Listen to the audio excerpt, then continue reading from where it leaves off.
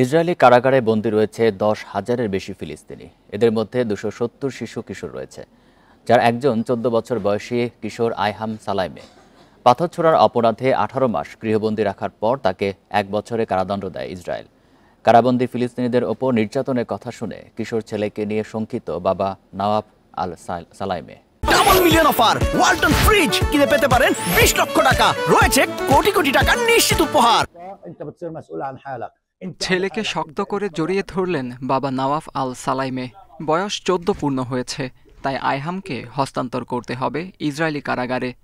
Israeli বন্দিশালায় ফিলিস্তিনি নির্যাতনের নির্মম বাস্তবতা প্রায়ই উঠে আসে আন্তর্জাতিক গণমাধ্যমে। তাই কিশোর আইহাম আর ফিরে আসবে কিনা তা নিয়ে শঙ্কিত বাবা নওয়াফ। কারাগারে নিয়ে আইহামকে আমাদের সাথে যোগাযোগ করতে দেবে না, ওকে আমরা দেখতে পারবো না। নির্যাতন ছাড়াও দখলদাররা ফিলিস্তিনিদের খাবারের কষ্ট দেয়, এছাড়া দ্রুত রোগবালাই ছড়িয়ে পড়ে। এসব কারণে অনেকেই মারা গেছেন, তাই আইহামকে নিয়ে আমরা খুবই চিন্তিত। ২০২৩ সালে ভাইদের সাথে ইসরায়েলিদের লক্ষ্য করে পাথর ছোঁড়ে কিশোর আইহাম। এই অপরাধে ইসরায়েলি কর্তৃপক্ষ ফিলিস্তিনি এই কিশোরকে দেয় ১৮ মাসের গৃহবন্দী থাকার নির্দেশ আর ১ বছরের কারাদণ্ড। এই ডিসেম্বরে ১৪ পূর্ণ করেছে আইহাম। তবে জন্মদিনের উপহারের বদলে আইহামের ভাগ্যে জুটেছে ইসরায়েলে কারাবাস।